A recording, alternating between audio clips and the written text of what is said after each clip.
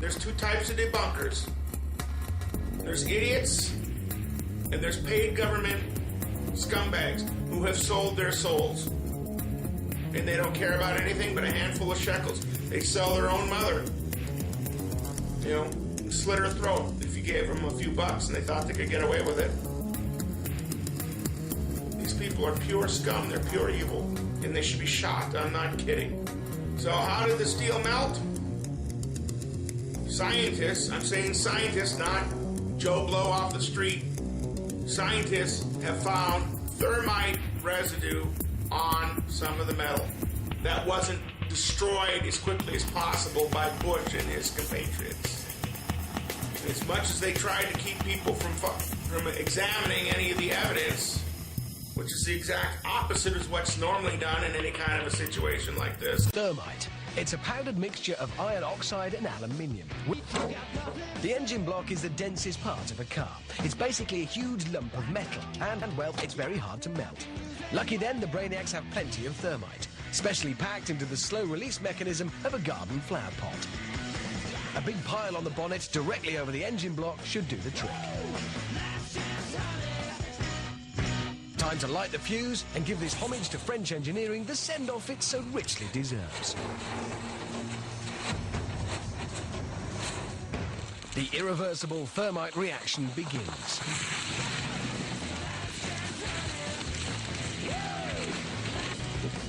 Within seconds, the fiery concoction eats through. This explains the melted steel, but molten steel weeks after the fact? The only explanation I have for that is something in the nuclear category. Steel-toed boots is one of the biggest things. Out still on the rubble, it's still, I believe, 1,100 degrees. The guy's boots just melt within a few hours. This is how it's been since day one. Oh, it's unbelievable. And this is 6 weeks later, almost 6 weeks later. And as we get closer to the center of this, it gets hotter and hotter. It's probably 1,500 degrees. We've had some small windows into what we thought was the core at some point, and it looked like an oven. You know, it was just roaring inside. And it was just a bright reddish orange. I've given you some proof. Now, how did they do this? Well, some type of modified aircraft. They weren't the original airlines. That much I'm pretty certain of. There's a debate whether they used missiles. I don't think they used missiles. These apparently were some type of aircraft, but they couldn't have been ordinary passenger jets, especially at the speeds that they were going and the type of damage they did to those buildings. I have a hard time believing that an aluminum airline wing could rip through steel girders the way they did.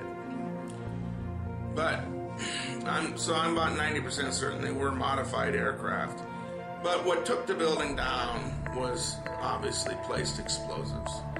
Now, whatever caused that heat, whatever caused the metal to melt and stay hot, since it was still hot after 6 weeks. Now, debunkers try to say, I heard one debunker say one time, oh, steel burns. Theoretically, yes, steel does burn, but it can't sustain itself. It has to have an external heat. It can't, if it's in real small strips like steel wool, it will burn a little, but even then it doesn't really sustain itself. It goes out. And other people say, well, the smoldering wreckage. Smoldering wreckage is not going to cause steel to be orange, yellow hot after 6-7 weeks. Okay? There's a color chart that shows basically what temperature steel is at various temperatures, and the color of that steel shows that it had to have been between 1,700 and probably 2,200 degrees. That's awfully damn hot for, some debunkers say, well, it was only 1,300. Even if that's true, which I doubt it is true, and the indications are it's hotter than 1,300, but even if it was 1,300 degrees, how the hell is the steel still 1,300 degrees after 6-7 weeks? The only thing I know that could do that is got to be something in the nuclear category, and whatever that is, that's some kind of advanced technology, that probably some kind of top secret military type crap. That's the only explanation for why there's still steel is 6,000-7,000 degrees 6 weeks after. And by the way, I don't know that never tested the air for radiation.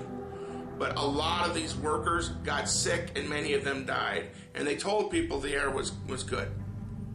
And that's another fact that doesn't ever seem to get the press doesn't seem to ever talk about. There's all these workers that got sick and died after being told that the air was good. So I've explained a little bit about how they did it. I don't know all the details. But now for the why. Well, there's several reasons. First of all, the Trade Center, it was too big. It was built way too big to begin with. This, I'm sure, was done deliberately for other reasons.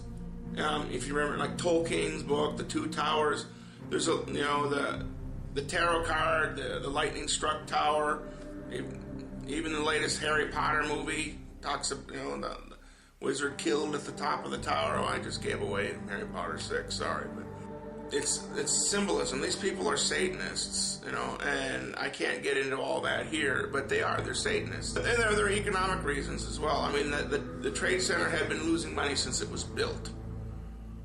They needed to update the insulation in it and get rid of all the asbestos in it. That would have cost millions and millions of dollars.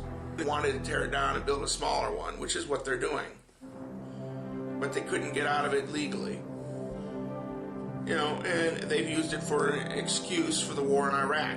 They've used it, oil is part of the problem, or part of the issue, but that's only one part of why they're there. And they also needed, an excuse to go into war with Iraq and Afghanistan, and there are several reasons for why they wanted to do that. It's more than just oil, but that's part of it. And also they wanted to create more of a police state. They've used 9/11 as an excuse to come up with all this police state stuff. They're strip searching old ladies at the airport, confiscating baby bottles. And yet, people that are bringing 10 tons of cocaine into the country, they can't bother to investigate those planes and find out why, who owns those planes. But they got these see-through full body scanners now, But we have to do that because of these evil terrorists. One of the biggest bits of evidence of the 9/11, as far as physics goes, is Building 7. The most amazing thing is, well, first of all, a lot of people point out the fact that it wasn't hit by a plane, it just was damaged from the debris from the falling Trade Center, but, so were some of the other buildings around there, and somehow they didn't fall down. It had fires burning in it, but as many people have pointed out, all kinds of buildings have had fires burning in them, steel skyscrapers. Some of them were completely gutted by flames, yet the steel frame kept standing. And, these three buildings, Tower 1, 2, and 7 are the only steel skyscrapers in history that are completely collapsed. Due to fire, hurricane, tornado, or earthquake. They're the only modern skyscrapers that I've ever heard of that are completely collapsed because of fire. But the most amazing thing about Building 7 is it collapsed completely into its footprint. Now, I know I'm not an expert I'm not a demolition expert, but I did do some studying and research on it. It takes a lot of work to get a building to collapse right into its own footprint. There's a lot, weeks, months of preparation. Now, some people say, well, they couldn't have done that, What do you mean they couldn't have done that? The Trade Center, there were witnesses that saw all kinds of strange and unexplained construction work going on in the buildings for weeks and months prior. But getting back to the controlled demolition, in order to get a building to fall into its own footprint, so the natural thing for something is to fall one way or the other. For it to fall straight down into its own footprint, especially where the debris doesn't go flying everywhere, that's the natural thing. That's laws of physics. Stuff's going to go flying everywhere. The only way to keep that from happening, you have to have what they call an implosion demolition, where what they do is they blast air out of the building, which creates a suction, a low pressure, which causes everything to suck inward as it's coming down. That takes a lot of work. It takes a lot of skill. There's only the best demolition experts in the world would try knocking a building down. It fell right between Post Office and Verizon. They were only like 40 feet away.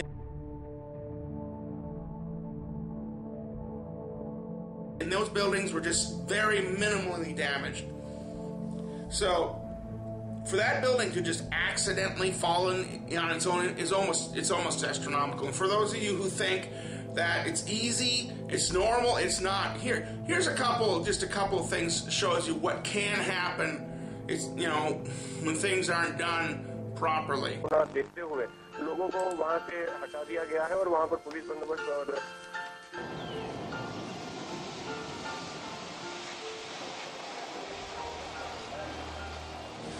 Strangers in the night, exchanging glances, wandering in the night. What were the chances we'd be sharing love before the night was through?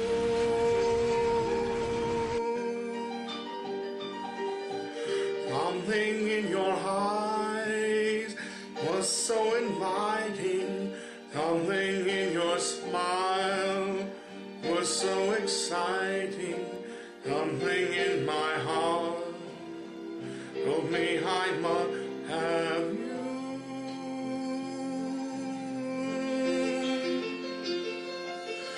Strangers in the night, two lonely people, we were strangers in the night. Up to this moment, we said our first hello. Little did we know, love was just a glance away, our warm embracing dance away. And ever since that night, we've been together, lovers at first sight, in love forever.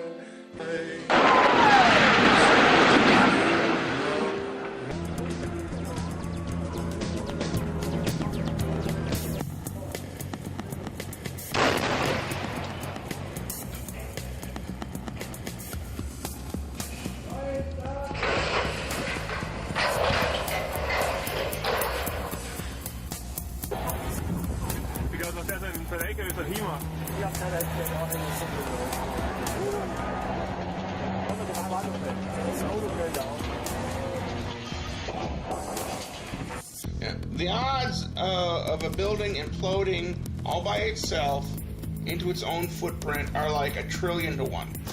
It's virtually impossible, okay? It's virtually impossible. So there are many reasons. Not to mention that, you know, I don't think I'm going to get into this too much, but there is a group of satanic people who are evil, and they have these evil agendas.